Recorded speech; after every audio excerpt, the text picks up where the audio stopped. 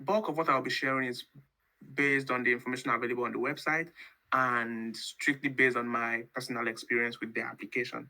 So it does not represent the opinion of the Commonwealth Scholarship Commission, as I do not work for them. But I believe that having gone through the process and being selected, there could be a thing or two you could take from this presentation that could work for your own application. But throughout the application, essay writing, all of it is being true to yourself and your own story, and not being another person else. So I would share my screen, and just to add that everything you need to know about the scholarship is always available somewhere on the internet, on the so can you confirm if you can see my screen? Yes, I can. Yes, I can. Okay, so it's always available somewhere on the internet, somewhere, just everywhere around. So um so people cultivate the habit of going out to source for the information they need. All right. So this is the scholarship website and everything you need to know, from an overview, how to apply, the documents you will need, some advice for you, how to choose your university or course, what makes you eligible, what countries can apply, how do you complete the application form, what is the selection process like, then what is the tenure and placement, then what financial assistance are you getting, are all available on the website. These are the things we'll walk through today and also touch on parts of the essays. And then if there are questions, I'll be so glad to take them. So if we're going to run out of time, Tule, please, you can just draw my attention and then we can do the questions, since most of these are also available online for people to read. So on the overview, just very brief overview, it's just right there on the website. The Commonwealth scholarships are in categories. So the Commonwealth Shared Scholarship, which is currently open, which we're talking about today, is just one of many others. So the others are like Commonwealth Master Scholarship, there's Commonwealth PhD Scholarship, there's Commonwealth Split Site Scholarship in their categories like that. But the one that's open now we're going to talk about is Commonwealth Shared Scholarships. And the Commonwealth Shared Scholarships offers opportunity for you to study on a full-time 1-year master's degree in the UK. And it's called shared because the burden is borne. Your sponsorship comes from the UK government, for that's a Foreign Commonwealth and Development Office, alongside support from the university where you'll be studying. So they join hands together for your training. That's why it is shared. And then the percentage of how it is shared, what the UK government does, and what the your host university does is always defined, which you can find out later on in your journey. All right. And then it is aimed at bringing support to people who have the potential to become future leaders, probably based on a trajectory or people who are standing in their field. Or the good news is that whether you think of yourself as being outstanding or not, you are. You are doing many things in the background that you only need to reflect on to be able to know that, oh, this thing stands out. And then all you need is the will, the desire to go in for it, and you're going to go in for it. So that's about the Commonwealth Scholarship. So quickly, we'll then look at how to apply. Basically, because the applications are on now, and people, especially first timers, are not always clear about how to go. The application is currently open, and the closing date is Thursday, 12th December by 4 p.m. Once it closes, you would not have any chance at resubmitting. So you want to um, ensure to meet that deadline. And if possible, submit hours before in case of any network glitch from your own end. Now, the application is done using the online application system. The link is on this website. We can drop it in chat after the, the session, or you can simply Google Commonwealth Shared Scholarship and it takes you automatically to the official portal where you can see this information and click on the online application system. You just get to sign up, get your login details, register your email address, verify it, and you can use that. So this commission does not take applications outside of this online application system. And then you are advised to complete it and submit it as early as you can. Now, to apply for this scholarship, unlike other scholarships like the Children's Scholarship, where you may apply to any UK university and study, the Commonwealth Shared Scholarship has a list of approved courses, which is already advertised on their website. So you may only apply to the courses that have already been listed because at an earlier stage of the process, UK universities get to put forward what courses they feel their universities would want for the Commonwealth Scholarship to partner with, which have already been approved and are available on the website. So when you get on the website and click on approved courses, it gets to show you that. And then these approved courses are along 6 Commonwealth development themes. That's what you see on the screen now. The first one is access, inclusion, and opportunity. Then you will have a list of courses and universities that are related to this theme. Then promoting innovation and entrepreneurship. You also have a list of courses and universities under this one. Then science and technology for development. You also find a list of courses like that for all of these 6 themes. The beautiful thing is that as you go through it, if you find more than one course that aligns with your career goals, you are free to apply to all of them. Even if you find up to 20, you are allowed to apply for all of them. But eventually, when you can even be nominated for more than one, you will now get to decide which one you would want to firmly accept. It is then that the other ones will be taken away from you. So if you are willing to commit yourself to applying to more than one, you can do that. The only implication is that you will go through the same process for everyone you choose. There are about a total of 12 things to write that you can call essays. The 4 development impact essays, then some other essays, small essays to join. A total of 12 of them. So if you choose more than one course, you get to write all of these essays and tailor them to each of the courses you have selected, except, of course, they are the same course titles. Then you get to just tweak them to suit the university you are applying to. Then, apart from applying to the Commonwealth Shared Scholarship, you will have to apply to the universities you are choosing again for admission because you must be admitted by that university to be considered for the Commonwealth Scholarship. And this is how it happens. You will apply to the university and then apply to the scholarship. The scholarship will share your scholarship application with the university. Then the university gets to nominate because other persons are also applying to the same university. The university will now nominate people to put forward to the CSA for the award. The CSA is the Commonwealth Scholarship now. Then the Commonwealth Scholarship now approves those nominations based on their own ranking. Their ranking criteria is something we will mention soon. So you can apply to multiple universities and select any one of your choice, even if you get nominated for more than one. So the list of the approved courses are there for you to check, and they cut across those 6 themes that can now cover the sciences, the arts, engineering, mathematics, depending on your discipline. All of the courses have been selected based on their potential to contribute to development. All right, so that's it about the courses. Just to reiterate that you should ensure that you apply for the admission. To do that also, you must check with the website of the department you're applying to know their entry requirements and measure it against what you have. That includes the grade you have from your university, if there are any English language conditions to meet, and if there are any exceptions they make for your country, if there are any issues of deposit and how to navigate all of those. But at the end of the day, to ensure you have an offer, an admission offer from that university. Then, what documents do you need to apply? What documents do you need to apply? First, you have to prove that you are a citizen or have refugee status in an eligible Commonwealth country. And how to demonstrate this is with either a copy of your passport or your national ID. Of course, you need your passport. So I would not even advise you to use the national ID because if your scholarship comes through, definitely you need a passport to travel. So you need that. Then you must ensure that there's a consistency in your records in terms of date of birth and all of those things as shown in your official records.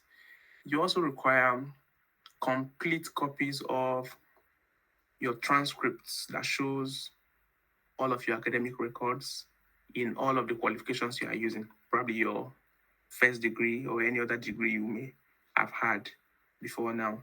So your transcript has to be handy. And if they are not in English language, you have to get them translated into English. But I believe since most persons here are from Nigeria and then one person from Uganda, they should definitely be in English, I suppose. Then, if these documents are not available, your application would not be considered because during the application process, you will be required to upload them. Just a couple of advice would be available on the website. I would not go through all of that, it's just a link, but I want to mention that some of the things you stand to gain from the scholarship is that all of your tuition fee is covered by the scholarship. Then you get to be paid um, some sort of allowance or stipend to cover for your living. On arrival, you get some warm clothing allowance. Then there's available travel grant in case you have to travel to conduct some research. Then your travel from your home country to the UK is covered. Your travel from the UK back to your home country at the end of your study is covered. Okay, maybe I shouldn't have mentioned that. Maybe somebody does not want to hear that. All right, it's also covered. And then for some category of persons who have probably widowed or single mothers, single fathers, there's a provision for that, which you can read about um, along the website. Then while doing this, you want to reflect on how you probably have a strong academic potential or strong leadership potential or strong career plan that you can convincingly convey or very rich experience in community service, volunteering, and all of those that you want to convey. The scholarship again is most suitable for people who feel or come from a background that feels like they are unable to study in the UK without the scholarship. Right. So you can get more of that again on the website. I've talked about how to choose your university by getting on those development themes and identifying which one is suitable for you and tailoring your application to as many as you will qualify or you think your undergraduate or previous qualification can qualify you to. I have hinted on some of the eligibility criteria, which is your country of origin, being from a Commonwealth country. Then you must be available to start your studies in September of 2025 for this application cycle beginning now. They are for studies that will happen in October, September 2025. And by September, if you have not already completed your undergraduate degree, if you have not finished now, you can apply. If you are doing NYSC now for Nigerians, you can still apply as long as you will finish it before September of 2025. Then you shouldn't have studied or worked in a high income country before now. All right. And then you must have provided all of your supporting documents. If you are in doubt as to whether your country is eligible or not, there's a list of eligible countries, mostly Commonwealth countries, um, on the website. And definitely we have majority of Nigerians here. You can see Nigeria boldly on the list, which means that you are qualified to apply. Then, how do you now complete the application form? On the application form, there is a series of things you would need to do, and that includes signing on, creating your account. Those are just the basic, easy things to do. Now, if you are expected to list all of your undergraduate university qualifications. If you have a postgraduate qualification, probably you have done a master's or something else, list all of them. But for all of them that you list, as I mentioned earlier, you are required to provide transcripts for all of them. If you have some experience in academic research and you have published papers or you've won any award or prizes, there's a section for you to list your publications and any prizes that you have won before. If you have some work experience, be it voluntary, white collar, office, self employed, you are required to provide details of the history of the work you have done and the experience you have so far. It is usually important if you have some that is relevant to the course you want to study, then you are able to list them and reflect on what skills, what experiences you've gained from there. Then, very importantly, there's a section that requires you to list the names and positions of 3 referees who are qualified to comment on your capacity to benefit from the proposed scholarship, to deliver on the impact, and to cope to study in the UK because of the rigorous study kind of thing. So you need references from 3 persons.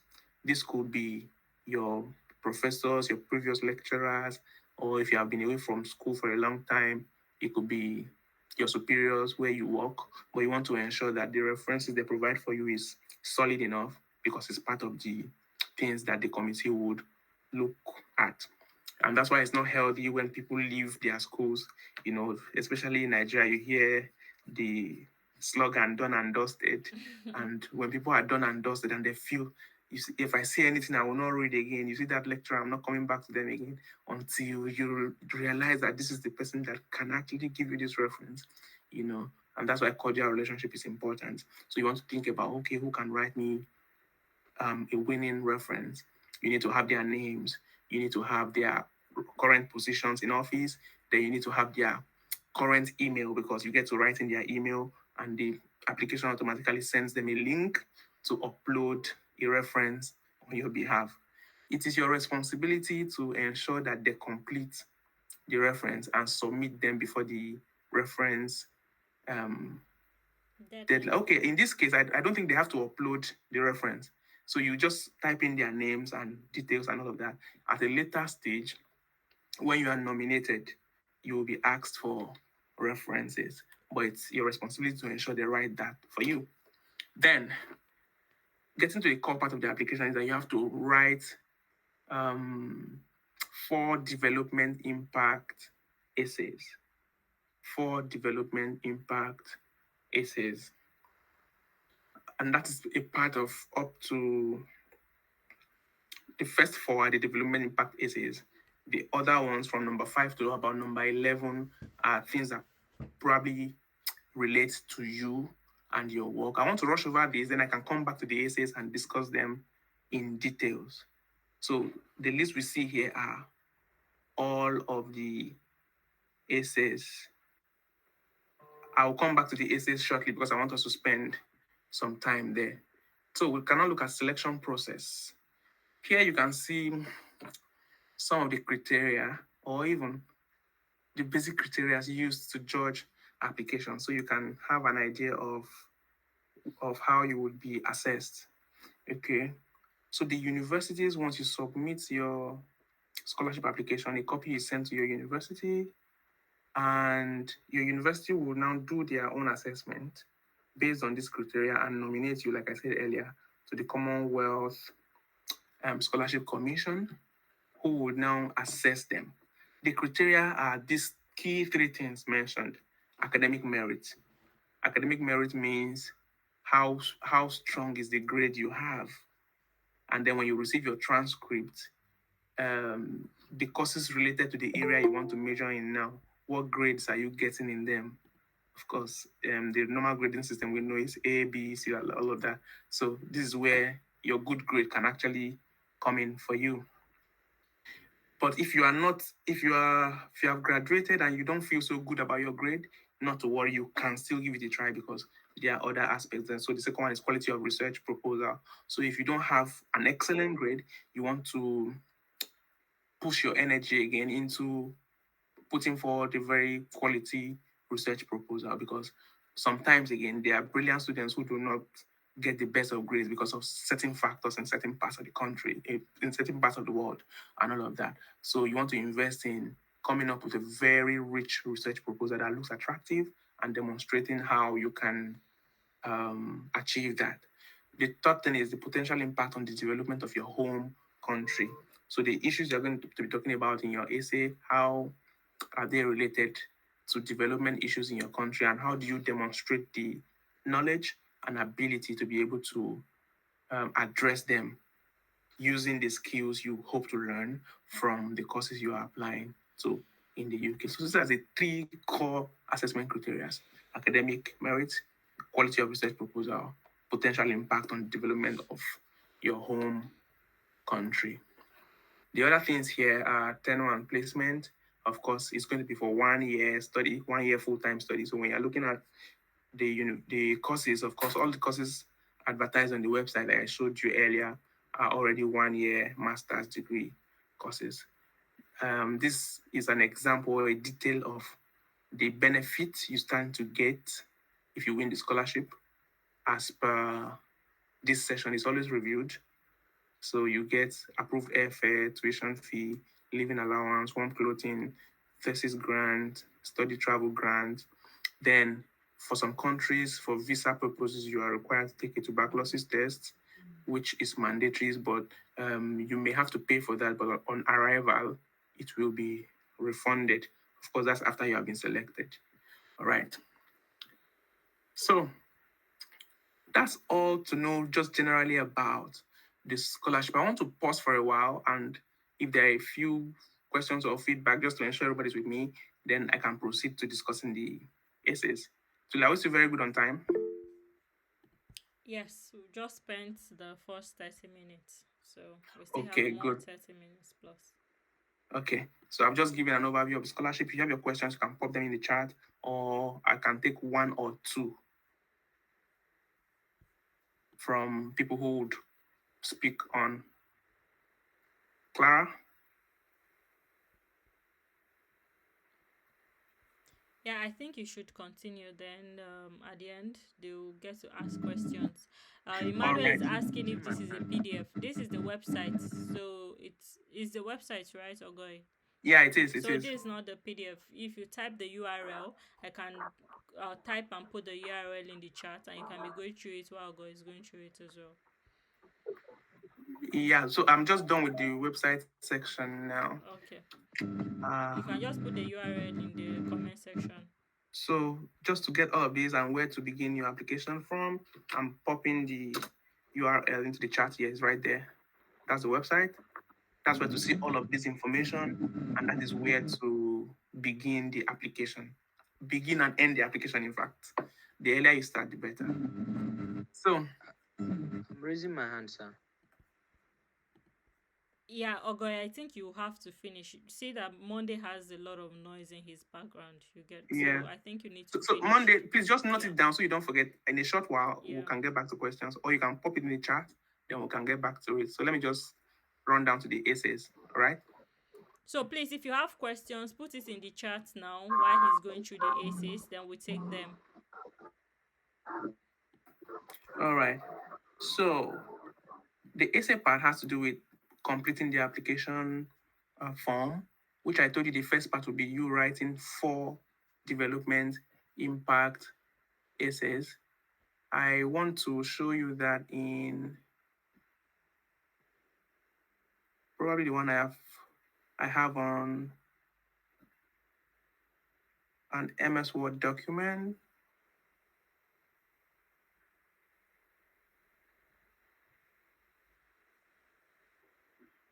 Okay, apparently I am unable to share that, am I? Yes, you can share entire window. You can share entire screen or a window.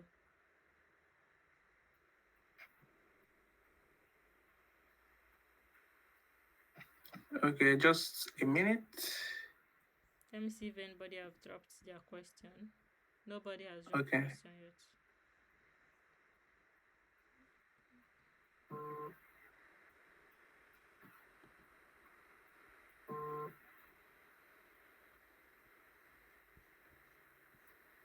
All right. So the first development impact essay goes how your proposed study. I just have this unholy pop-ups coming on my computer screen. I Is it apologize. is it the endless infinity window? I think I have it under control now. Okay. All right. And I also have the essays in the way I want to share it with you now. Just share my screen. Is that it? No.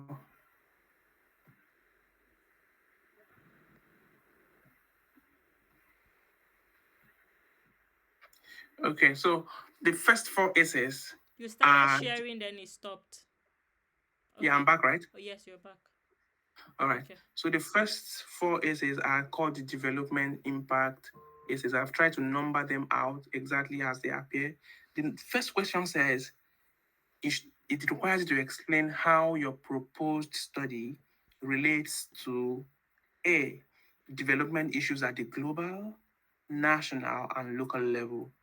B, development issues connected to your chosen CSC theme and the wider sector.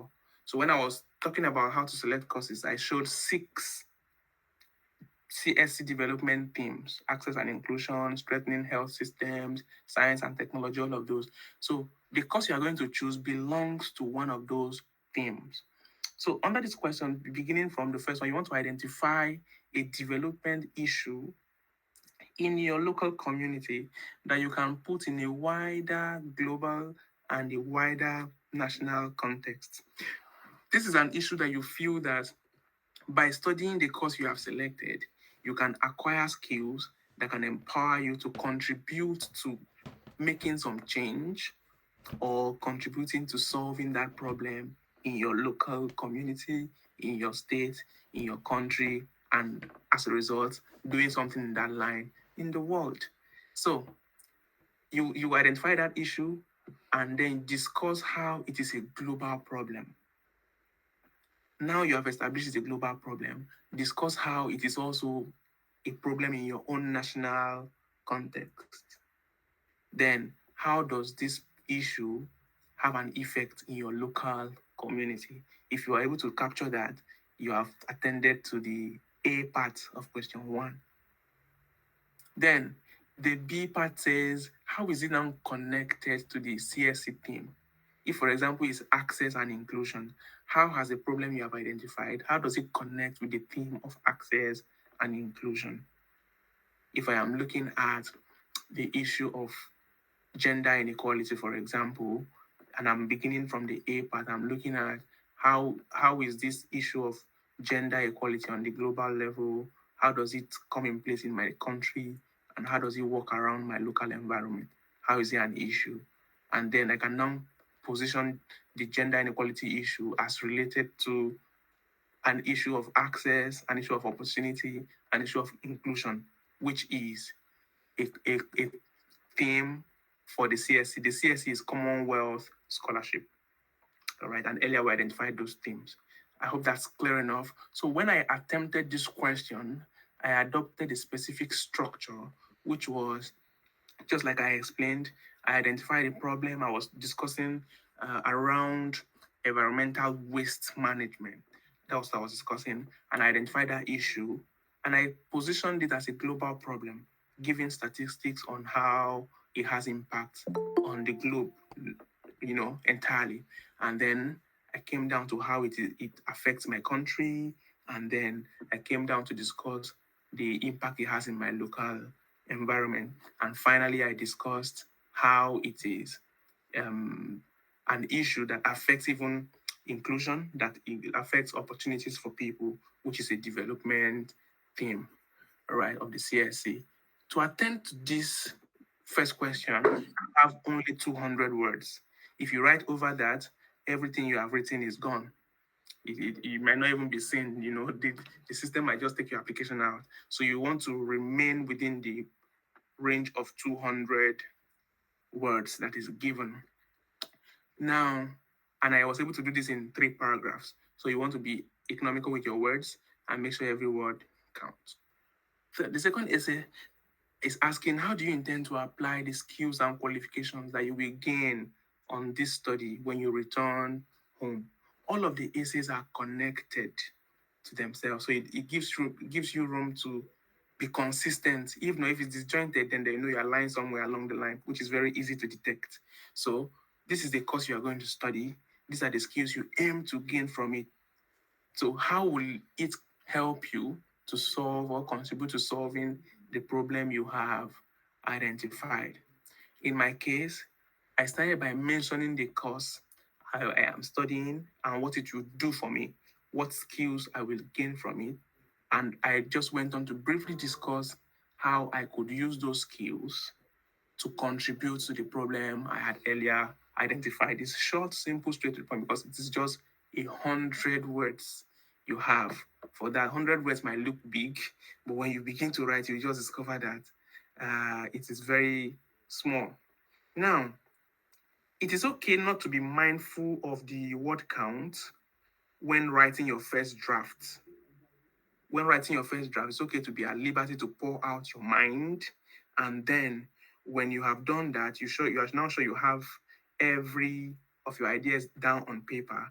Then you now want to streamline it to what is relevant to your application. Then you can now edit and cut it down to the required word count so that the word counting does not box you from the onset. But you must be sure that your final draft is not above the word count. So the essay number 3 asks what you expect will change in development terms following your studies. That is, you identified a problem, you told us the skills you will learn from your course and how it will help you contribute to it. Now, if you are able to begin to contribute to this change, what do we expect to begin to change? It's more like asking you identified a problem, these are the things you will learn to contribute. Then when you begin to do that work, how do we see the change? And it even helps you to break it down. That is, what are the outcomes you aim to achieve? The time frame for implementation. So the plan you have that you say, this my plan can contribute to solving this problem. How long will it take you to work on it before we can begin to see the change? And within that time frame, what will you be doing? And the final part says, when you begin to do this work, who will benefit? Who will your solutions benefit? Who are those that will benefit from the solutions you are bringing? You have 250 words to just attend to this question. So, and when I was attempting this question, I started by stating my aim, what I even intend to do. You remember I mentioned that my essay was wired around environmental waste management, and I mentioned my aim, which is just to contribute to how waste is managed, including probably collection, recycling, and all of those around an area I identified. I mentioned briefly again what I would use the specific skills I have gained to do. And then I discussed briefly what my plans for it are within the first 3 years, the things I can do within the first 3 years. And I highlighted the population I felt are the beneficiaries of the change I hope to make. In in 250 words, I was done with that. The next essay, which is the last development impact essay, now says, how will the impact of your work be measured? So this work you are going to do, how will we know you are doing it? If, for example, after you said you do something in 3 years, at the end of 1 year, how will we know that the things you mapped out to do in the first year that you have done it? So it's simply asking what are the indices, what are the indicators, what are the things we would know, would use to know that you are doing the work that you said you would do. In my response to this question, I mentioned that the impact of my work could be measured through things like surveys, on-site evaluations, and some other key indicators. You want to be sure that the things you are mentioning are actually tools that could be used to measure impact of work that is useful to the particular work you are doing. It cannot be anybody's own that have been tested. Probably it could even be with methodologies used by other people before, or established methodologies that could be used to measure the impact of your work. Being an academic, I also discussed how my academic engagements and my academic outputs could be a way to measure some of the works I will do. You have just very short 100 words for this, so you want to hit the nail on the head. When you're done with these four, it means you have concluded the development impact essays. So beginning from number 5, you are entering again another part of the essays. So the fifth one is asking you to provide a short outline of your proposed study or research, and that you should write it for an audience that does not have any prior knowledge of the subject. That is, it shouldn't be very technical, And if you're going to use abbreviations, you must say what those abbreviations mean. The reason for this is that many experts will be assessing your essay and they may not all be necessarily from your field. And they want it to be that everybody who looks at what you want to do, whether they're in your field or not, can understand. So the essay itself is not a highly technical thing. You're not going to be bringing all of the jargons from your field that only people in your field will understand. So you want to be open with your language such that if you're in engineering and someone like me in the arts will read your project, I can have an idea of what you want to do and what impact you want to make. All right. So in my approach to this fifth question, which is study outline, I again mention my course because the outline you are given is related to what you're going to be studying. And then I mentioned how the course is related with the intentions for impact that I have, then what my focus will be on the course, and probably something related to the design around the course, what I aim to use the course to do. All of this again refers back to the issues I have mentioned earlier. Then I mentioned my motivation for um, wanting to tackle that particular issue I identified and how within the time frame of the course I can learn basic skills that can help me to achieve that. This is a little because the next essay wants you to expand on this one because it's related again. And the sixth one says you should provide a detailed plan. Now, a detailed one. The first one is a short outline. The second one is a detailed plan. For the first one, you had 125 words. Then for this detailed plan, you have 300 words. I think the longest words so far. So you are going to provide a detailed plan of your proposed study because the panel wants to understand why you have selected your proposed course and why you have selected the university. So while outlining that plan, it must now show why the place and the course you have chosen are the best places or the best courses for you to achieve the aim, right? Then in my in my response to this detailed plan, I would always mention my course, anyone that has to be related to a study outline, because that's basically what I am studying. All right. And then I explain the motivation behind my choice of the course. I highlighted my interests, three very key interests in that course that also align with the issue I have identified. Then I went on to explain why it should even be in the UK.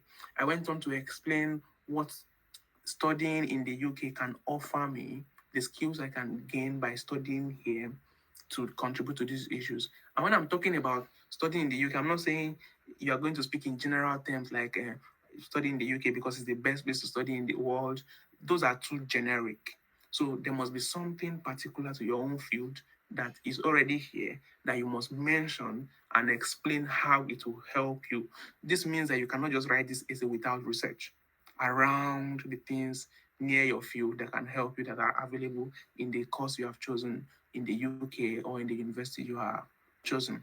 So I also highlighted the key features that makes my course stand out in the university where I'm studying it as opposed to other universities. This includes mentioning one particular researcher at my university and in my department whose works I have studied for a long time and who I feel works in the area I want to work back in Nigeria, what I can gain from interacting with him, and all of those. Another example I mentioned was identifying some of the modules, what we call courses in Nigeria, for example, the modules I will complete on the course, and what skills I will gain from each of those modules. It doesn't have to be all of them. There's a particular one that was very relevant to me that I picked and discussed, highlighting the skills I will learn from that particular module and how it will help me to contribute to um, the development course I had chosen. I then also hinted on the proposed research I would likely do and how it is connected with the problem I want to solve. By research here, I mean that normal long project or essay thing that you write at the end of your studies. So I identified what I would like to work on in terms of a tentative topic and how working on that would probably produce a workable solution to the issue I have identified. For this, you have 600 words, so you have enough space to go around all of the things I have identified. That takes us to essay number 7, which now says the selection panel will want to understand how your proposed study will assist you in your career. So describe the skills that you expect to gain from the scholarship and your career plans once you return home afterwards. So the summary of this is they're asking you what is your objective during the award. By that they are saying throughout your scholarship, including on the course, including your interactions in the UK, including your relationship with people you are going to meet, what do you aim to achieve throughout your your studies. It can be a little tricky because you are thinking that, but this thing you're asking me, you have asked me in the previous question. So you don't want to repeat yourself. You want to know what the focus is. So here the focus is broader, including your course, including your broader, including your the broader picture of your interaction. So what are your objectives during the award? You want to highlight those things, which includes the skills you take away from your course, what you make of the network of people you will meet, if there are particular things and places you think access to the UK would grant you to see, observe, or learn a thing that can help you in the work you plan to do or in your own career plan. This is exactly where to mention them. So, objectives during the award. In my response to this section, I started by highlighting how the Commonwealth Scholarship brings together the best innovative minds from around the world. And by joining the scholarship, when you are done, you belong to a very large pool of alumni of people in diverse backgrounds, which provides me an opportunity to have a range of options of people to collaborate with, which can sharpen my own skills in teamwork, which can grant me access to researchers from other disciplines, because the work I tend to do is not just domiciled in my arts background.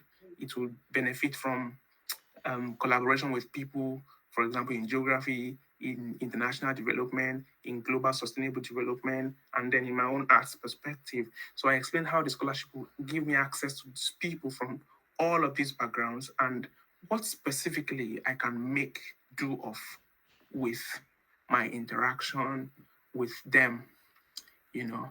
And then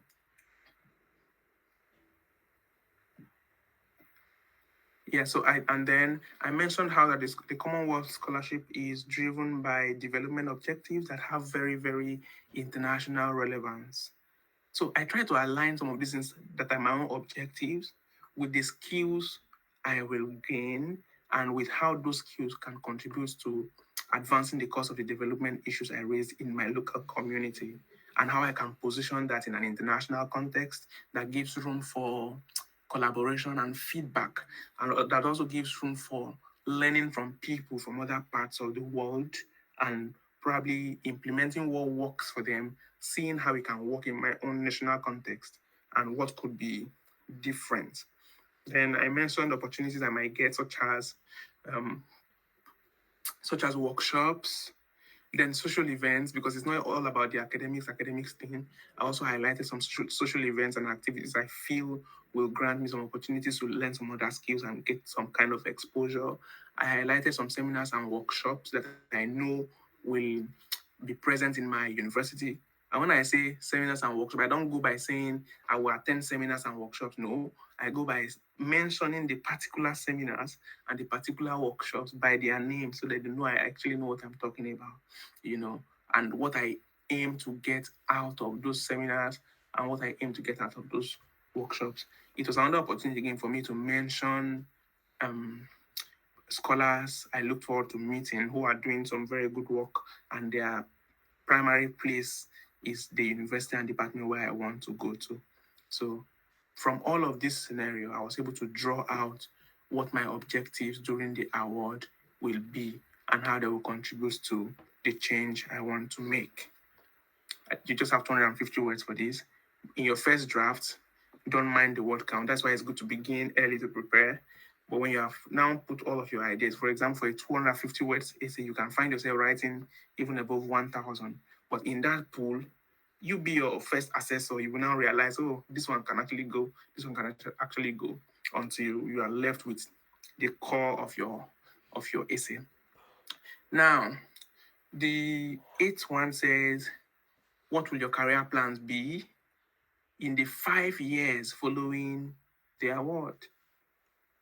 You already told us what plan, for example, you had in the earlier. If your answer here is going against the other one, it's obvious you are lying to them, and it's very easy to detect. And you can trust that they are very super smart people reading your essays, and these things connect. All right. So the essay is all of these 11 things you're going to write, they have a connection that you cannot lose. If you do, you give yourself away. And that's why it's difficult to lie to them. It's difficult. You just have to be real, be original, so that you can connect. So here you want to map out your career plans in the 5 years following your award. 5 years is not a very long time. So you want to write about achievable things that you think you can do that stem from the skills and knowledge you've gained from the course you have just completed.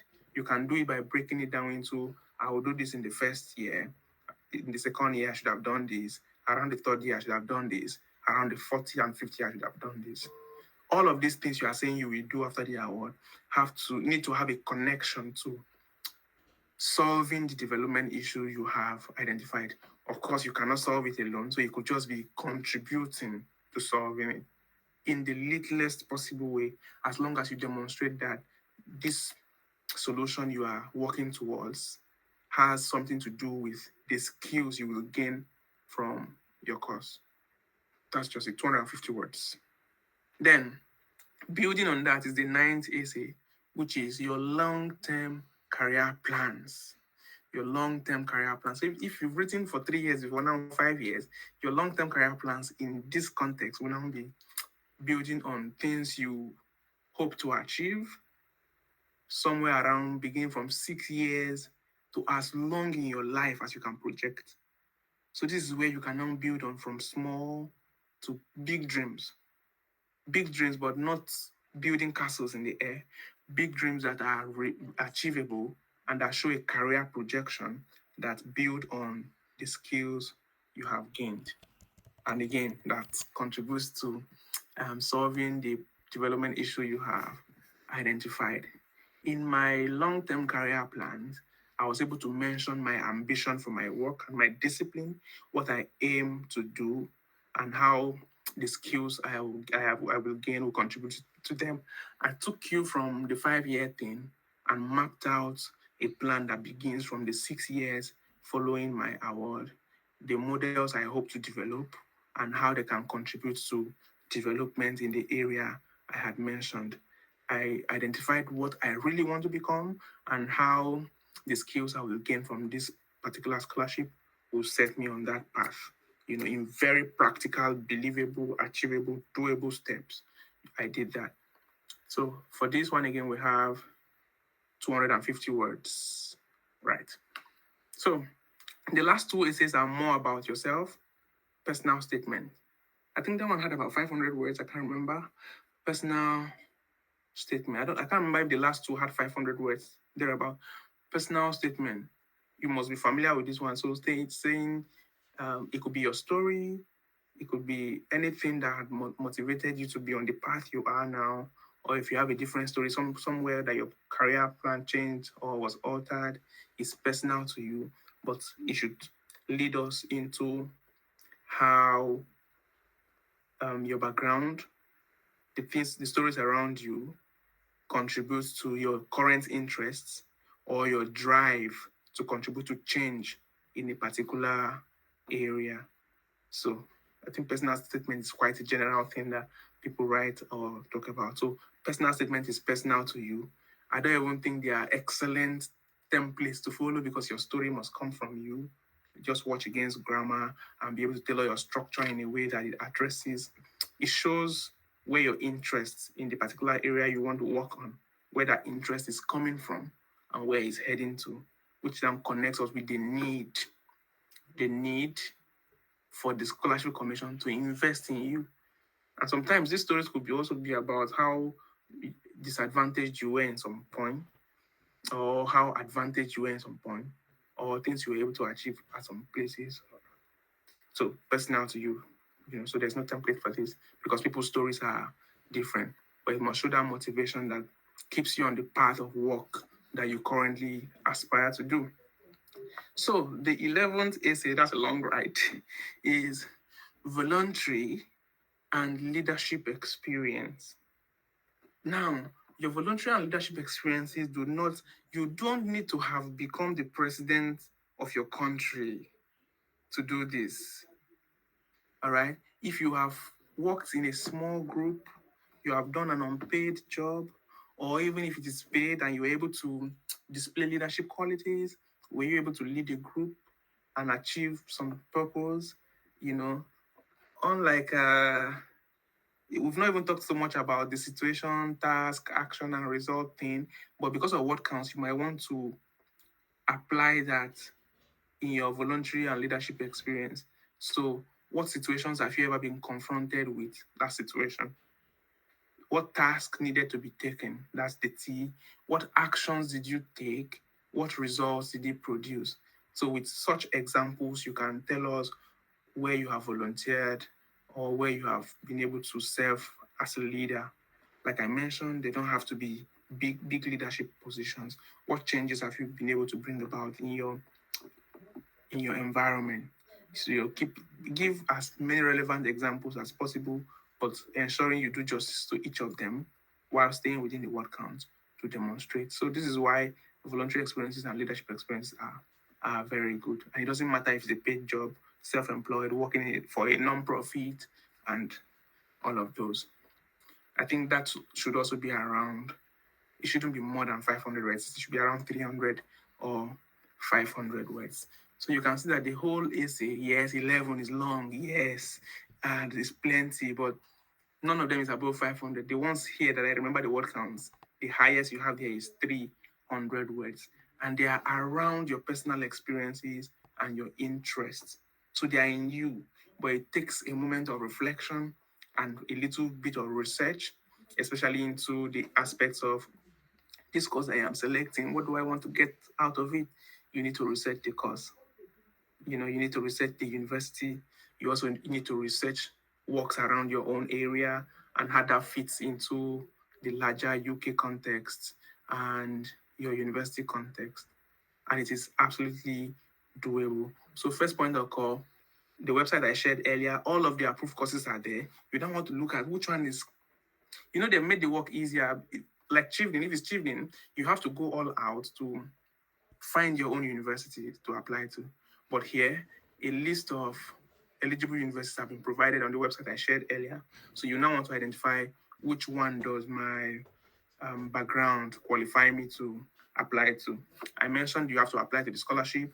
You have to also apply to your university. And by applying to university, you need to check their entry requirements, eligibility criteria, so you know which one you are qualified to apply. So based on that, you can now tell how many. I also mentioned that you can apply to as many courses as possible that are advertised there. But at the end of the day, you only need to choose one, even if you are nominated for more than one, and it's possible. One tricky thing I discovered is that people who got nominated in one were more likely to be nominated in another. And the testimony is that the assessment process is highly transparent. So that's why somebody with an excellent application can get 5 nominations. Somebody with not so excellent application will not get any nomination.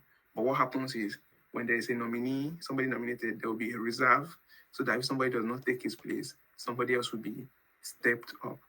All right. So the journey begins by these reflections, and you can absolutely do it. So, with that covered, I would now give room for the many burning questions you have, and as much as we can cover, I'll be happy to answer them. Thank you. Thank you very much, Ogoy. That was very comprehensive. You now see that this, because of this kind of essays, it is, this scholarship thing is now intentional. Like, you Yeah, can't dodge writing these essays, so that if yeah. you're not intentional about it, if you just want it to happen by accident, it doesn't happen that way. You have to be intentional about it. You have to want it, and you need to be able to sit down and reflect and write some of these things. So as you see, it's very bulky, and that's what separates the people that get picked from the people that doesn't get picked. Because who wants to sit down and write 11 essays and write it very well in such a way that it makes sense to the assessor? So let's start from the comment section, then we'll now give chance to the people that have their hands up. I can see those hands. If you have more questions, you can put your hand up, and then we'll take it one by one. But let's start from the people who have already put theirs in the comments. I think the first question I'm seeing here is University of Wolverhampton's MSc Mechanical Engineering with Professional Practice is a 2-year program. There's no question there. Are you asking if a 2-year program can be done? I didn't see a question there. You may want to clarify that Monday.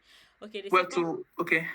to answer Monday Solomon, he might want to clarify the question later, Mm, but he wants to be sure if that you if much as I understand, the program runs for 1 year master's programs, and all of the eligible programs are advertised on the scholarship website. So if this MSc Mechanical Engineering is advertised on the website, it means it is eligible. But if you didn't see it on the website, you want to check again with the scholarship website to be sure it is there. okay. David says he's currently running his PhD. Is it possible to still apply? Okay, if he's currently running his PhD, if he gets the scholarship, then he must be willing to maybe defer his PhD and go over to the UK to complete the 1 year's master's. That depends on what deferral opportunities his current university that is where he's doing PhD, what opportunities they give for people to defer their courses and come back. That's totally up to you, but you can apply if you are doing a PhD.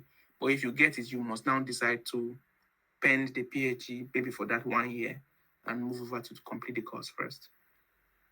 Okay, I hope he gets that. Ruby says, can I use my national ID card instead of uploading the passport? My passport is not yet ready. Okay, at the application stage, yes, you can use your national ID card to prove that you are from a Commonwealth eligible country. But it is most profitable to use a passport because at some point they will ask you for passport number. Even if you use a national ID card, they will ask you for the ID card number. But definitely, if all of the things come through, you need your passport to travel. So if you are asking because it's not ready and you want to go on with the application, yes, you can begin for now. And if eventually before you click submit, your passport is ready, you can come back to edit it. If it's not ready and deadline is approaching, submit it. But pursue your passport to get it because if you get nominated without a passport, oh, you will cry. Yeah.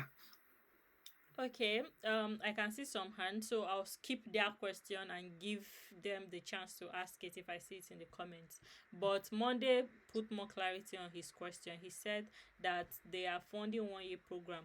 However, the University of Wolverhampton's Mechanical Engineering with Professional Practice is a 2 year program, and the institution was included in the program list along with the course on the Commonwealth Shared Scholarship website. I also checked the school website to aid in my application, but the window for the fall 2025 application is not open. Do they take 4 application? I Like think fall applications are the for fall January? are the ones that open in fall opens are the ones that resume in September, October. Okay.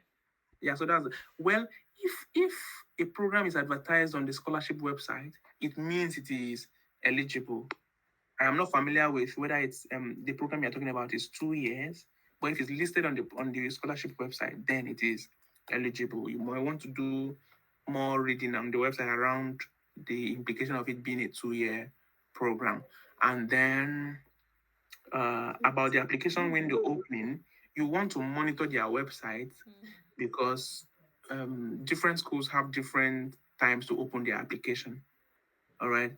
But in all, they are always open to communication. So you would have seen a contact us email address on their website. You can just email to say you are hoping to apply for the session beginning in September or October 2025, and you are considering to apply for the Commonwealth Shared Scholarship, and you are seeking advice on when the applications will open, they will gladly give you context. Okay. And then Emmanuel says for question 5, the study slash research. Does it mean your course of study or your intended research work you want to do? I'm just going to go back to question number 5. It says, provide a short outline of your proposed study or research. Now, I think it's both of them. It's your research that is your study, isn't it? So you are looking at what will you get out of the course, and what is your particular research, what you aim to do during the course in terms of the research you intend to do during the course, and how it carries that development issue you have identified. So both of them can weave in side by side. Where the study comes in is what aspect of the study contributes to giving you skills and knowledge, and the area of research is what is it that you'll be proposing to research that also contributes to solving that problem. Yeah. So let's go ahead. Last question. The Commonwealth shared, is it only for master's degree or for PhD? Then we can take the hands up. So the Commonwealth Shared Scholarship is for master's degree. If you want a PhD, there's also the Commonwealth PhD Scholarship. And there are two different scholarships. They have two different opening and closing dates. I think the PhD for this year must have closed by now. Commonwealth PhD must have closed by now. Yes, it But has there's a closed. Commonwealth PhD scholarship. And that one works a little bit differently because for the PhD, you get to apply through those ones have nominating agencies. The primary nominating agency, for example, for Nigeria is the Federal Scholarship Board. So you apply, and your country's Federal Scholarship Board will nominate you to the Commonwealth scheme. Then that's how the process goes. Or there are other private nominating agencies. That one goes through a nominating agency. But for this shared scholarship, your application is directly done through the online application system. So it's you, your university, the Commonwealth Scholarship communicating. Yeah, so there's a PhD, but the shared is for masters alone. Okay, so we've taken all the questions in the comment. Let's give chance to people whose hand is up for I them see to. one again that says, what does it mean to be shared? I think I answered that earlier. Um, it's shared because the benefit you will get is sponsored from two ends. The UK government, through the Foreign Commonwealth and Development Office, will contribute to your studies, your travel, your financial support, and everything. And the university where you are coming to will also contribute their part. So it's shared between them. That's why it's shared. Okay, Monday. Let's use 30 seconds to ask our questions. Monday, over to you. Please ensure you are not in a noisy area before you unmute. Okay, good evening, sir and ma. My name is Solomon Mondi Ujima. I finished with first class from Mechanical Engineering Modibo Adama University, Yola. So my question earlier was about the University of Wolverhampton. I checked. It's actually 2 years, like I stated. But now the career prospect, you can work in an automotive engineering industry, aerospace engineering also, and you can also work in a renewable energy option. But if I'm to tailor my application now, since the career path is vast, do I major in one, or I should just elaborate on the different career options that are tied to the course? Because I think during the course of study, there will be need to take some electives also. So like I just want to gain more clarity since it's the course is not just specific on a research, it's just like a model to other researches. Okay, Peter. Okay, thank you very much, Monday Solomon. Remember that even though there could be multiple career options on a course, there is one development issue you identified in your own country. Remember, the scholarship is development based. there is something that propels your own interest. So I would prefer you align your applications. I'll suggest you align your applications to that your own career interest, something related to the development issue you have identified earlier. Now, the other electives or other research areas that could be related, there will be a thing or two skills you can gain from there that is useful to enhancing the work you want to do. If there is, you can touch on those. All right. And when discussing, for example, you want to make reference to courses that will be relevant to your application, you don't even have all of the word counts to begin to itemize all of them. So when you're referring to the core modules, you can only pick the ones that are central to your career. If you're referring to an elective, there are key ones that are central to your career. Emphasize on those ones the more. Then if there are other ones that there are few skills you can get, just link them with how they align with your career objectives, which is related to the problem you identified earlier, which is related to the Commonwealth development theme you have identified. And again, during the application process, you will select up to three sustainable development goals that the problem you have identified align with. Up to three sustainable development goals, because they can also have that they are into themselves. So you just want to identify which one is main, how is it connected to another issue like that, but keeping something central all through your application. I hope that helps. And to also add another perspective to give you a heads up, climate change is really like a very hot topic now. So when you mention renewable energy, putting your application in that side can really give you a good leverage. And like Peter said, the word count it's too small. You can't be everywhere. You just have to focus on one thing and ensure you use that word count to expand on them. If you mention things everywhere, just with your experience as well, you can't say, oh, I worked in 10 places or in 5 places, when you just have 250 words to say something. You may want to just concentrate on one and ensure that you use the rest of the work and to talk more about what you did and the outcome of that thing that you did. Yes, very, very good. So even your work experiences, you may have loads of work experiences. It's okay, you can write all of your essays, highlighting all of them and be above the word count, but later come back to identify which one is central to this course I want to do. Just like I mentioned, the sustainable development goals, I told you I am in theater and performing arts, but I identified an issue in environment and climate. I had my own proposals of how to link my discipline with that, which I think made me stand out, you know. And then when I was talking about environmental management and climate, the three sustainable development goals I aligned with that I named, because you name up three. One is climate action, two, sustainable cities and communities, three, good health and well-being. So if I am talking about climate, there must be climate action, which will lead to sustainable cities, which has a relationship with good health and well-being. So there's a central thing. There's a way you can align, relate to others, but there's a central one at the center of it. Okay, let's move on to the next person. Clara, 30 seconds.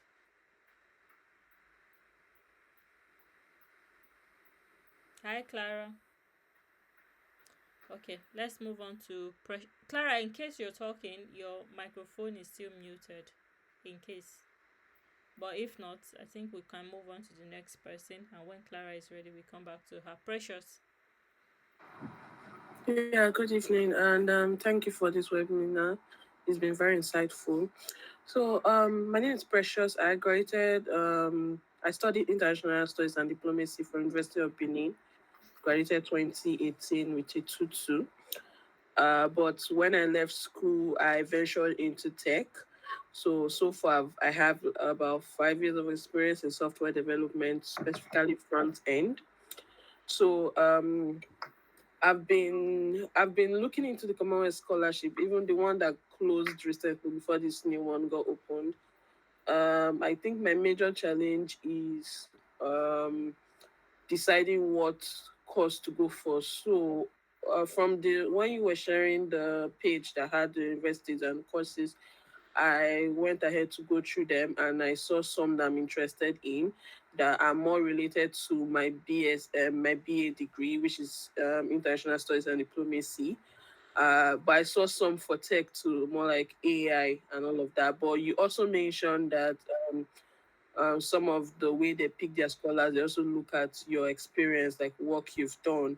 And considering the fact that since I left school, I've been more into tech than what I studied in school. So I don't know, what's your opinion on the course I should lean to more? Should I go for the maybe advanced computer science or artificial intelligence courses for the other schools, or should I follow like my um, degree that I studied, my 4 years course, and go for more international studies and diplomacy masters, right? But considering the fact that that would also like venture me away from my current career, that's one.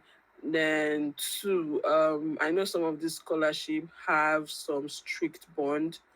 If you get if you secure one with them, some of them would require you to maybe go back to your home country for a specific number of years and stuff like that. So I wanted to know if the Commonwealth Scholarship has any of such bonds. Thank you. Okay, thank you very much, Precious. So, for your first question, there are many things to consider, and that would require some bit of background research on the courses you have identified. Then you want to ask yourself which one you actually want to do. First, I want you to know that it is possible if you have the strength, the power, and time, it is possible to apply to all of them.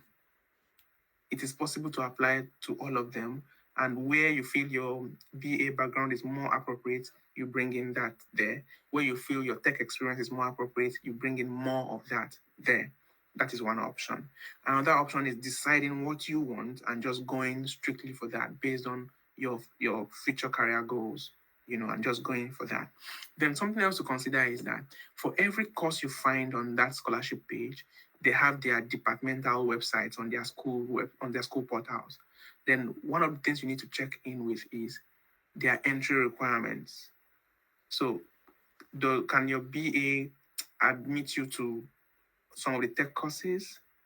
If yes, then you can the most important thing with your BA experience is if it can grant you admission to that in terms of what they are looking out for. They can say prospective candidates for this course should have a background in this, in this, in this, in this, and that. But the beautiful thing with most of them is as long as you have a strong bachelor's, be it PA or BSc, they also consider industry experience. So some of their masters even admit people based on industry experience. They're like, okay, you don't have uh, a bachelor's or an academic background in this course, but you want to do a master's in it because you have industry experience that you can express very well in your essays. At the university application level, you can have that conversation in your applications and they can grant it to you. So you want to check if you meet the entry requirements for the courses of your interest. Based on that, you can rank what you want to apply to based on what you qualify to. Then you can consider your interest. If all of them can go and you have all of the time and energy, you can apply to all of them and see what comes out of it. Right? But you want to prioritize where you can have advantage and you want to consider your own future career goals. I hope that helps on that question, Precious. Yes, yes, it does.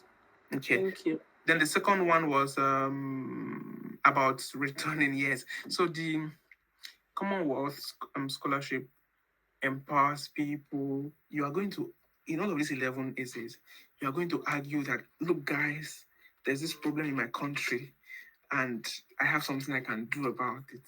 If you train me, I'm going to learn these skills. I'm going to come back to work on it. So they expect you to come back to work on it.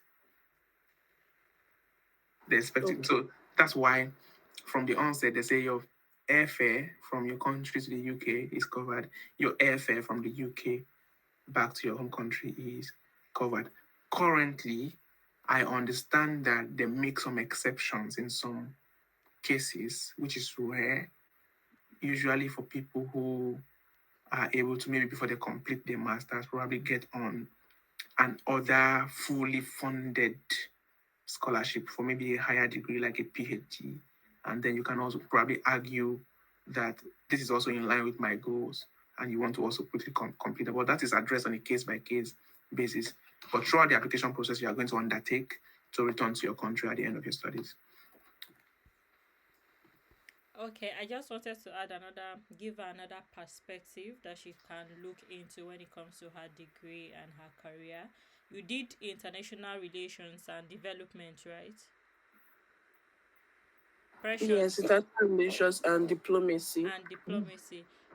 Yeah. Also, if you look at AI is like a hot topic at the moment as well, and Africa as usual is like behind in tech right now. So where you can also look for a way to fuse your background, your BA and your experience together, fuse it to international development and artificial intelligence. There are courses like that that will give you an understanding of maybe you making a case about empowering people, let's say people like bridging digital gender gap, for example, or bringing something about digital inclusion. There is a place you can fuse international relations, international development and AI together that will now bring your background in international relations and your experience in AI together, and you can make a case for it, and it will make you a special candidate. Exactly. That makes you even stand out. Mm-hmm. You know, in my case, my course is in my BA field, yeah, but my application was based off on Mm. a research area that would ordinarily be in geography, Science. in Mm. development, in science, that kind of thing. But I was able to argue what I can bring on board from my own From your own discipline. discipline. You Yeah. So see, and you have a very good course to that can apply to many international contexts, and yeah. that's a very good point. Then the issue of coming back home, let me also add another perspective to it. Used to get a lot of DM, like people saying, oh, am I going to go back home? We know Nigeria is bad, the situation is bad, everybody just wants to leave. But I think that people should look at it from another perspective. Number one, applying for a scholarship does not mean you are going to get it. It's a game of number. As you're submitting and hoping to get it, it doesn't mean you are going to get it. And from every application you submit, you get an experience that will make you better be qualified for another scholarship. And number two thing is that if you eventually get the scholarship and you come to the UK, you do a master's degree and you're expected to return to Nigeria for maybe a period of 1 year or 2 years before you come back to the UK. One thing you should know is that the way you left Nigeria and came to the UK, that's not the same way you are going to return. You are returning with a master's degree, you are returning with an international experience, you are returning with more network, more connection, more relationship that you have built. What am I saying? It means that after your masters, for example, you finish your masters, you have better position of landing even more jobs in Nigeria, you have better position of landing more jobs in the US, in the UK, in Canada, other because of your UK degree. Then you also have chances of landing, say, job opportunities in the UK and also PhD opportunity. What am I saying? Your master's degree from the UK is going to position you for even more opportunities. You go back home, you submit your application for PhD, you have more chances of getting picked. Like, so don't look at it from a myopic perspective of because I can't stay today, that's it, I'm not applying. Number one, applying in the first place will give you experience. Then if you get picked and you spend like your experience, your 1 year experience is going to change a lot of things about you, your perspectives to life, your view on your discipline, many things that it will change. And when you return as even a more better person positioned for more opportunities. So don't feel like because I can't return, I can't stay now, doesn't mean you can't stay. You can always go back. We had many Chevening scholars that went back to Nigeria and they come to the UK anytime they like. Like some came back on scholarships, some came back on job. You can always come back. Okay? So don't Okay, because thank of you so that limit much. yourself and say, oh, I'm not applying because I have to come back. Nah, it's very myopic. Okay, I needed to address that because I get a lot of that. I don't want to come back, so I'm not applying. Nah, that's you shooting yourself there. Okay, let's move on to Clara. Clara, are you ready? I don't think Clara wants to ask a question because her hand has been Okay. up there since. Edmond. Then Shion dropped her hand. Edmond. Yes, hello. Yes. Good evening. Can I confirm? Can everyone listen to me? Yes, please go on. Okay, thank you so much. I am Edmond. I recently graduated. Um, with a bachelor's degree in environmental health science. I have been looking at the scholarships, Chevening scholarship, and then the Commonwealth scholarship. Now it's the Commonwealth shared scholarship. But I have one concern in particular.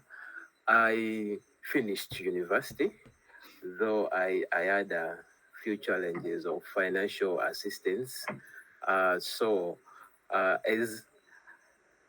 a requirement, the university needs you to clear financial with the university before you can acquire your transcripts and university certificates. Though I'm done with university, I'm my undergraduate, but the university still holds my transcripts and certificates. So I really wanted to inquire: is it applicable? Is there a way I can apply for the Commonwealth Shared Scholarship with my current testimonial that I do have? Thank you.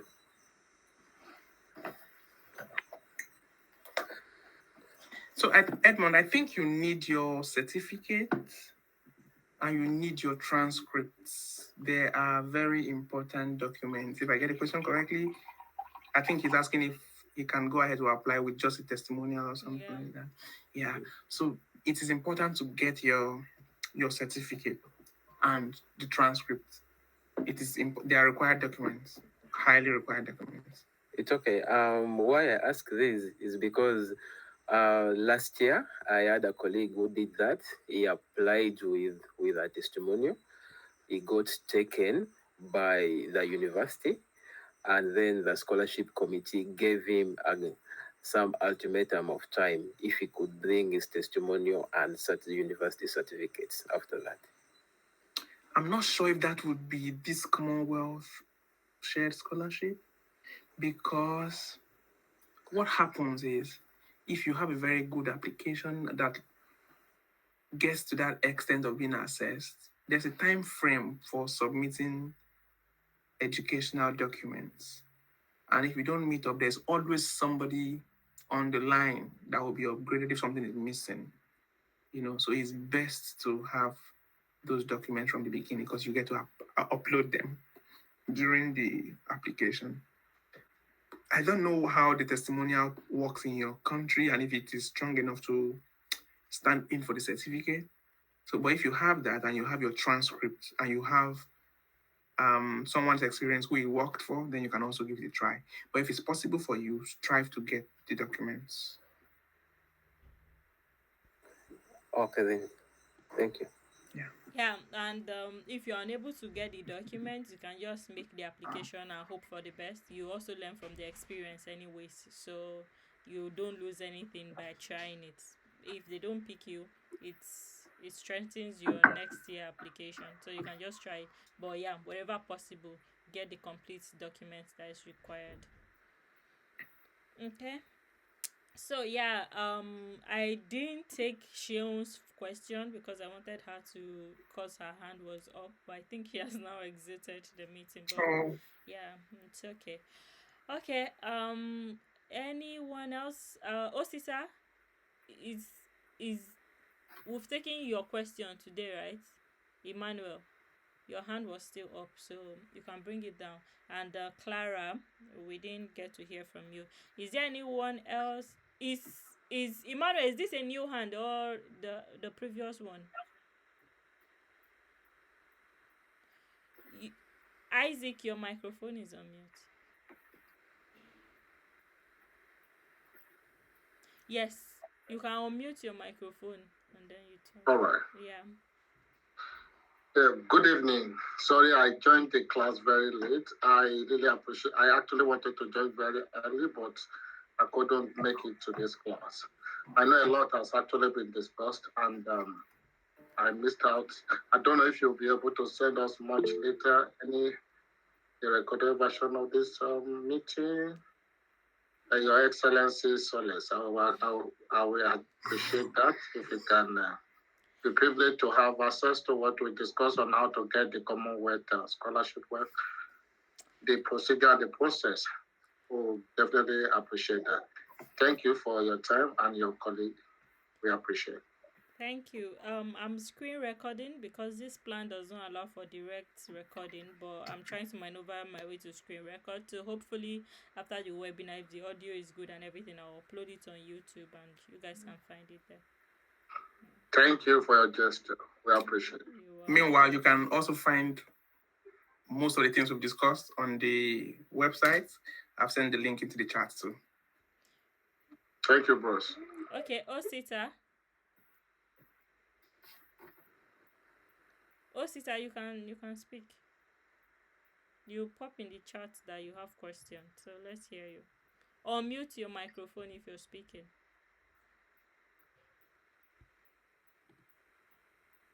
Hello, good evening. Yes, Osita. Good evening, Mr. Peter, Miss Solis. Good evening. Good evening. Ugosta Emmanuel by name, graduated from Alex Okume University with a first class in civil engineering.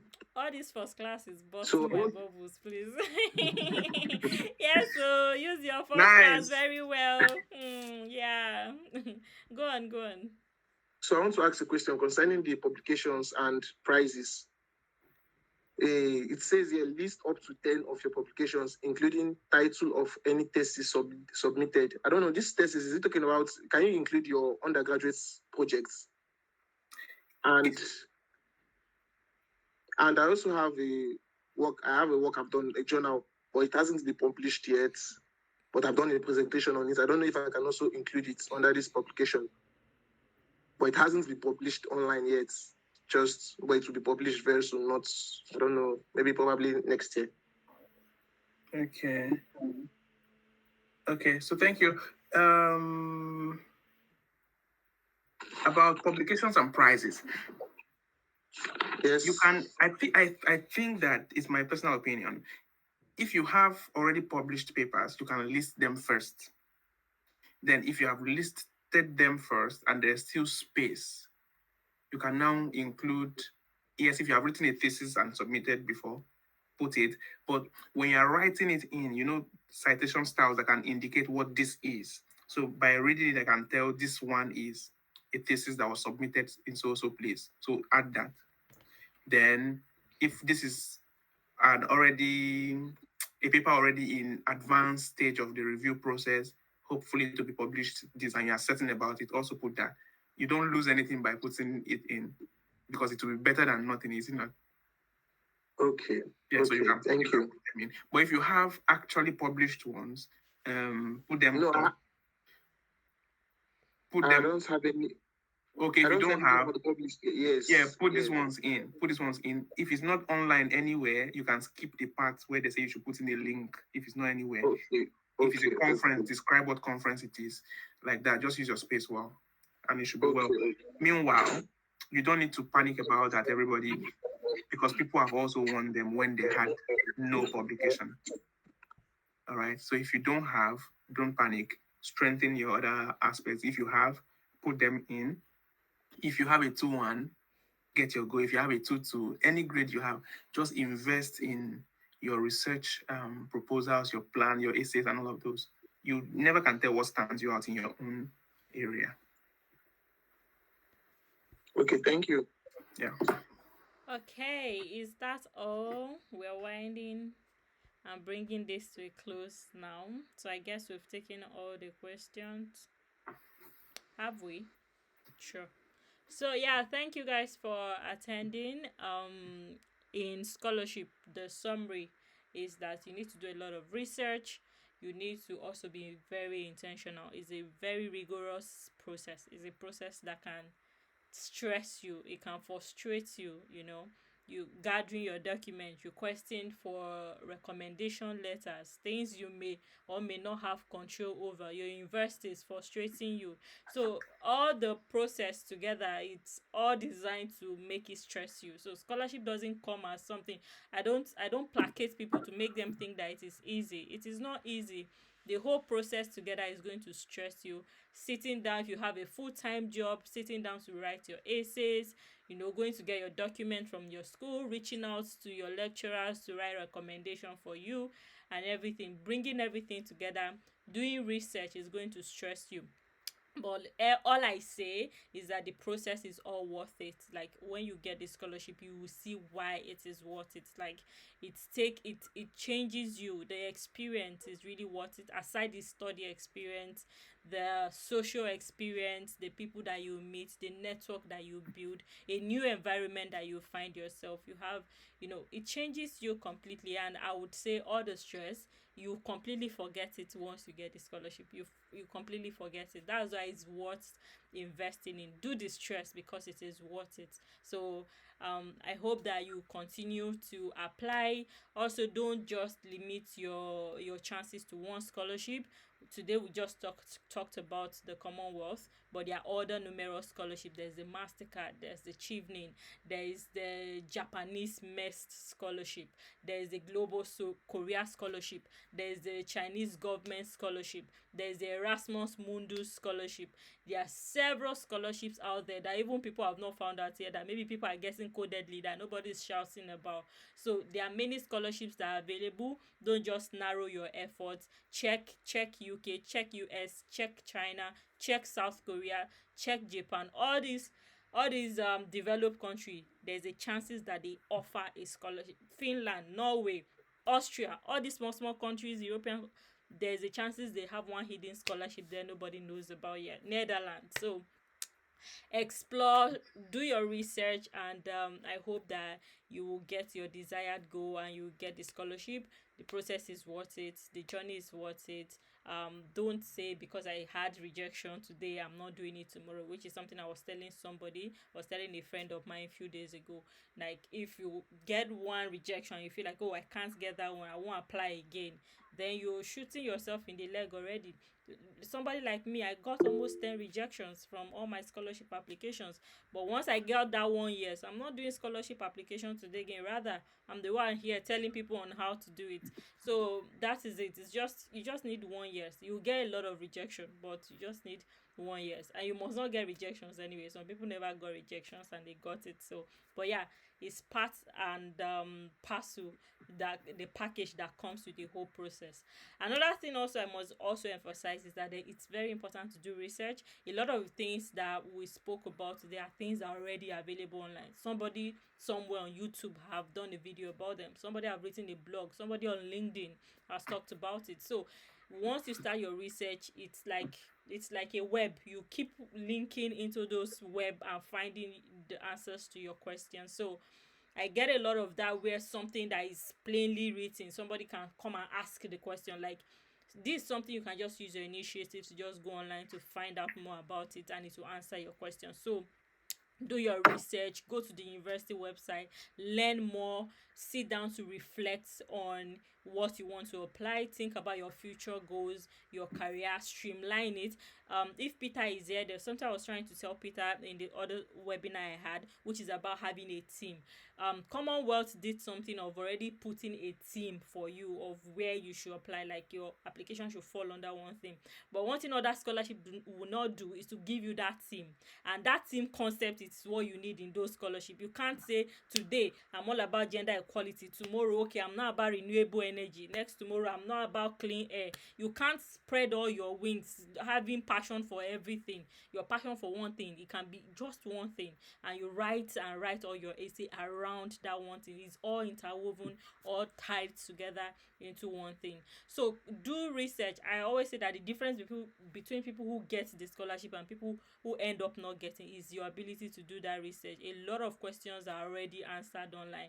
As far as you have an internet, you have a phone. I'm not even saying a laptop. Have a phone with an internet, you can get this scholarship. It is something you can get. People get it a lot. That's why we are here. We're able to get it. That's why we are here telling you that it is possible that you can get it. So research, network, use your LinkedIn wisely, reach out to people to review your essays for you if need be.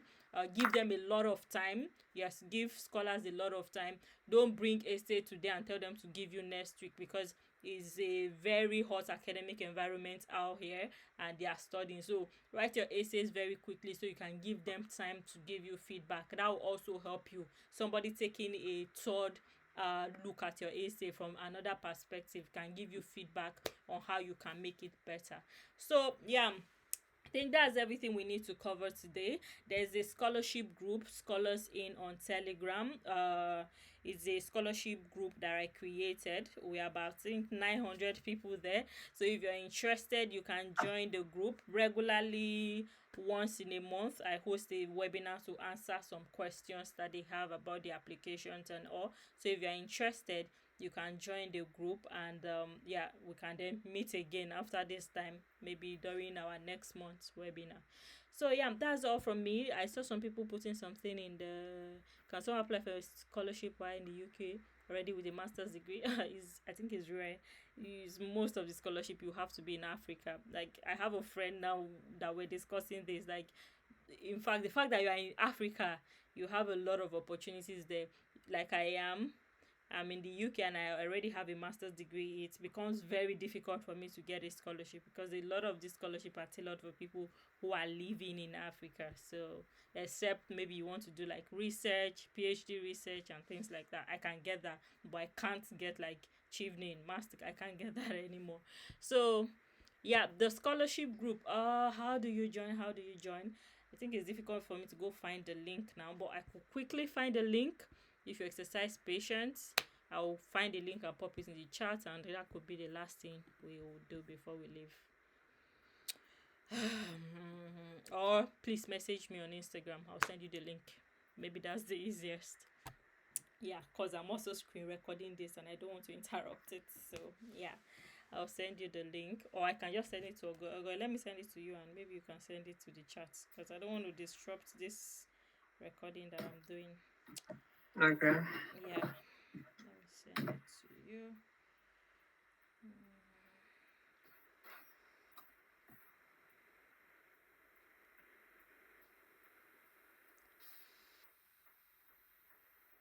Okay, I've sent it.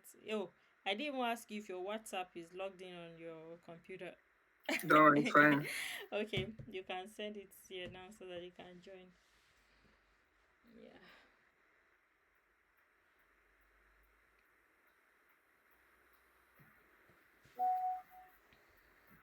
Just 1 minute to get that. Okay.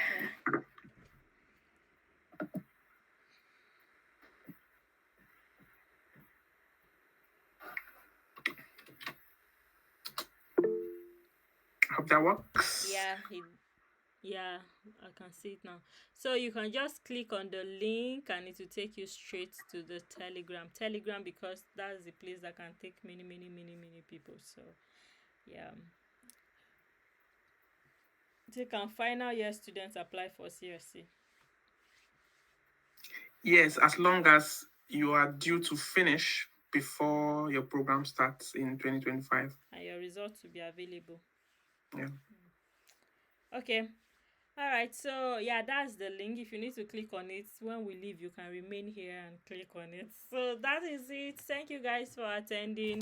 We wish you the best in your application process, and we hope to welcome you to the UK very soon. That's my biggest energy, to welcome the next person to the UK. So I'm the landlord here waiting for you guys to come. So yes, hope to see you guys soon, and I wish you the best in your application. Start now. The period is very short, the timeline is very short, so start now, and we hope to receive you next year. Okay, all If you want right. to get in touch, I've just popped my LinkedIn. Yes, Just in Peter's case you want to LinkedIn get is in in the touch. chat, so you can connect with him, and he can answer any other question you remember after, if he's not too busy with his books, because this is a hot essay time. Peter will be on hot seat right now. Yeah. All right. Okay. Take care, and goodbye. You can start exiting now. I'll just wait Thank you. a moment for people who still want to join the group, so I don't end the call. But yeah, you can leave now if you're ready. Okay. Thank you. Bye. Bye.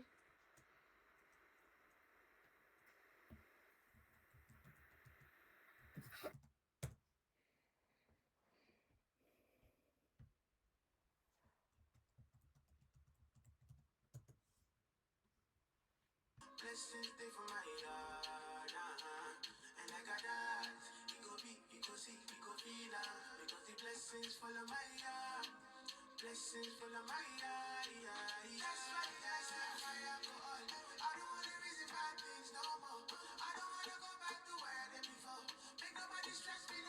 me, cha cha cha.